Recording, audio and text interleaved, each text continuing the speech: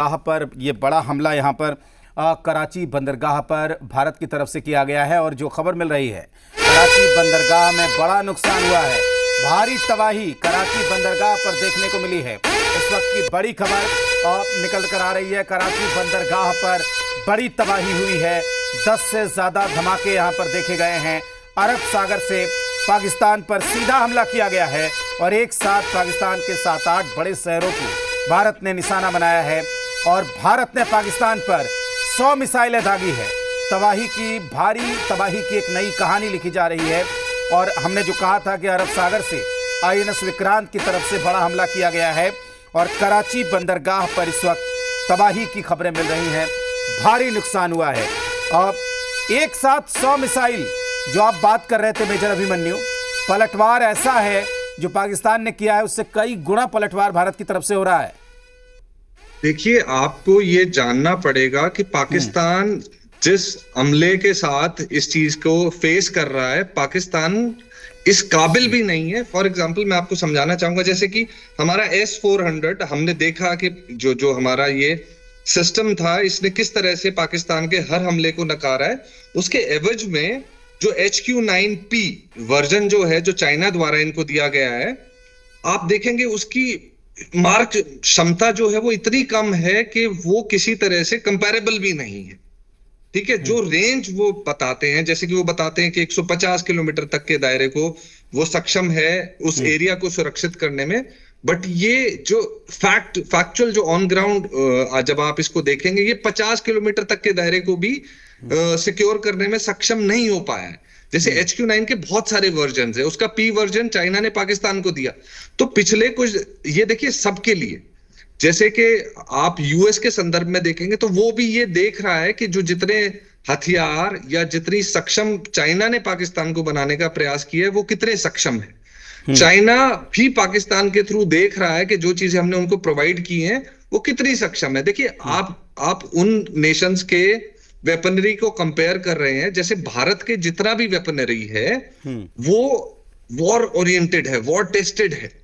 पाकिस्तान का जितना इक्विपमेंट है वो वॉर टेस्टेड नहीं है। जिसको वो इनोवेशन पेपर्स पे दिखा रहे हैं वो वॉर में कभी भी टेस्ट नहीं हुआ चाइना द्वारा। चाइना कभी भी इस प्रकार से, और चाइना डायरेक्टली इसलिए इन्वॉल्व भी नहीं हो रहा है क्योंकि उनके लिए एक माध्यम बना हुआ है पाकिस्तान। और पाकिस्तान जिस अपनी सैन्य क्षमता पे गुरूर करके ये हिमाकत कर रहा है, ये इसका जवाब बहुत लंबा समय शायद नहीं लगेगा पाकिस्तान को जानने में कि वो सच्चाई से बहुत दूर हैं और वो बहुत गलत रास्ते पे इस समय जा रहे हैं। और आप देखेंगे कि अब जिस तरह से भारत में माहौल बना है, ये बात सिर्फ अब जम्मू कश्मीर तक सीमित नहीं रही है। अब राजस्थान के जो सिविल इलाके हैं, सिविल डोमिनेटेड इलाके हैं, पंजाब के, अब चंडीगढ़ जैसे शहरों से खबरें आ रही हैं, हिमाचल के बॉर्डर एरिया से खबरें आ रही हैं। तो पाकिस्तान ने जो इस बार इस लड़ाई का एक्सटेंड जो बढ़ाया है, वो शायद पाकिस्तान अभी समझ नहीं रहा है कि वो इस काबिल भी नहीं है कि वो इस प्रकार के झगड़े को, लड़ाई तो बहुत बड़ा शब्द हो जाएगा, इस प्रकार के झगड़े को वो रिटेन भी कर पाएगा कि नहीं। बिल्कुल। तो लगातार जो तस्वीरें निकलकर सामने आ रही हैं वो हम इस वक्त दिखा रहे हैं। बड़ी खबर इस वक्त ये मिल रही है कि इस्लामाबाद में बड़ा हमला हुआ है। शहबाज शरीफ के घर के पास एक बड़ा धमाका हुआ है और भारत ने ये बताया है शहबाज शरीफ को कि अगर भारत को छेड़ोगे तो तुम भी सुरक्षित नहीं हो। तो इस्लामाबाद में शहबाज शरीफ के आवास के ठीक बगल में एक बड़ा धमाका हुआ है। पाकिस्तान की राजधानी में भारत ने बड़ा अटैक किया है। शहबाज शरीफ के घर के पास बड़ा ब्लास्ट यहाँ पर हुआ है और इस्लामाबाद में बड़े धमाके की इस वक्त खबर मिल रही है। लाहौर, सियालकोट और कराची लगातार भारत के हमले का गवाह बन रहा है और बड़ी खबर यह है कि पाकिस्तान के प्रधानमंत्री शहबाज शरीफ के घर के बगल में बड़ा ब्लास्ट हुआ है और ये भारत की सेना ने पाकिस्तान को ये बताया है कि भारत को अगर छेड़ोगे तो खामियाजा इस तरीके से उठाना पड़ेगा। आपको बता दें कि पाकिस्तान के एक के बाद एक कई बड़े शहर इस वक्त तबाही के निशान वहाँ पर मिल रहे हैं, तबाही की कहानी कह रहे हैं। तबाही की नई इबारत पाकिस्तान के भीतर लिखी जा रही है। पहला मिलिट्री के DG से यहाँ पर बात की गई है। आपको बता दें कि कई अधिकारियों के संपर्क में गृह मंत्री अमित शाह यहाँ पर सख्त एक्शन में नजर आ रहे हैं। कई अधिकारियों से उन्होंने लगातार बात की है, पैरामिलिट्री के डीजी से भी उन्होंने बात की है, लगातार चीज़ों की वो मॉनिटरिंग कर रहे हैं।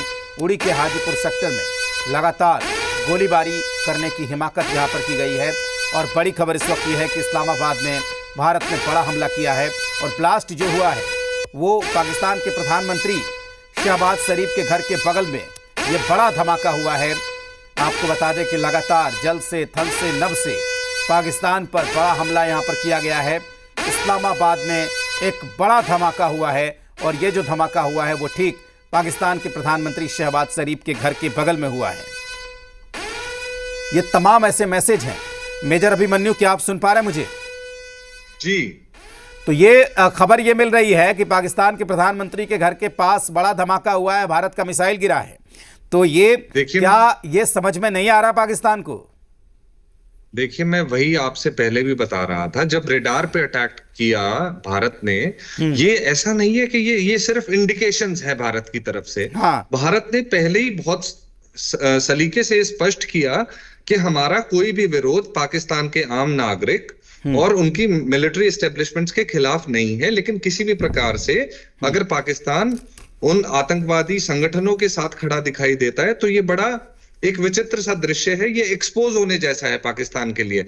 और जब आप कह रहे हैं कि नवाज शरीफ के घर के पास ये हुआ, तो आप ये मानने में आप बिल्कुल भी हल्कापन ना महसूस करें कि भारत बिल्कुल पिन पॉइंट कहीं पर भी अटैक करने में सक्षम है।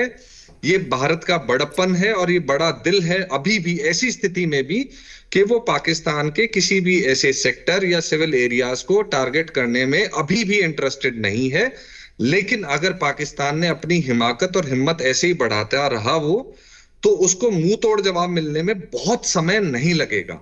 और भारत के लिए बहुत आसान है पाकिस्तान को ये चंद मिनटों में समझाना कि वो इस प्रकार की चीजों को छोड़ दे और अपने सलीके से जो दिक्कतें हैं अंतरराष्ट्रीय स्तर पे आतंकवाद जैसी, उनको संयम से बैठ के अपने घर में उसको नियमित करे और उसमें सुधार करे। लेकिन जो अभी यथास्थिति बना रहा है, जैसे उधमपुर जैसे सेक्टर में और आगे एक्सटेंडेड